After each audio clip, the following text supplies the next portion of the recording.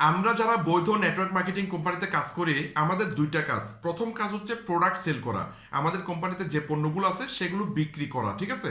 এখন কিভাবে বিক্রি করবেন আমি আজকে আপনাদেরকে 5টি পয়েন্ট বলবো।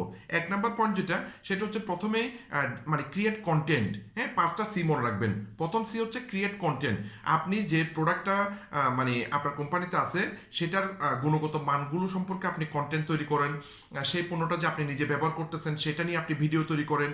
হ্যাঁ, মানে সেই প্রোডাক্ট রিলেটেড কারা কারা ব্যবহার করতে পারবে, কারা কারা পারবে না, কি কি উপকার, কি কি বেনিফিট, হ্যাঁ এইগুলো, এবং আপনি যে ব্যবহার করতেছেন এগুলোর ভিডিও তৈরি করেন, কন্টেন্ট তৈরি করেন, ক্রিয়েট কন্টেন্ট।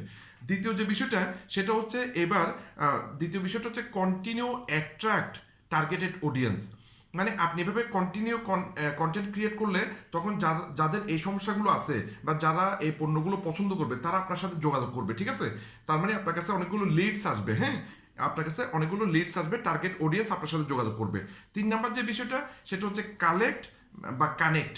হ্যাঁ, আপনি তাদের হোয়াটসঅ্যাপ নাম্বার বা মেসেঞ্জার তাদের সাথে কানেক্ট হতে পারেন। হ্যাঁ, কানেক্ট হয়ে তার সাথে পরামর্শ করতে পারেন যে উনি আসলে কোন সমস্যার জন্য এই পণ্যের বিষয়টা জানতে চাচ্ছে বা কোন মানে ধরনের ব্যবসা খুঁজতেছে। হ্যাঁ, এই ধরনের কানেক্ট হবেন তার সাথে, কাস্টমারের সাথে।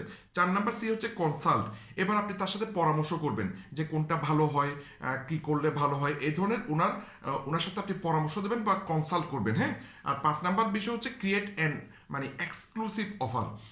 আপনি ওনার সমস্ত কিছু জেনে কনসাল্ট করে এমনভাবে অফারটা তৈরি করেন যাতে উনি রিজেক্ট করতে না পারে, না বলতে না পারে, ঠিক আছে।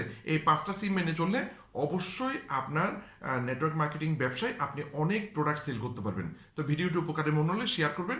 ধন্যবাদ।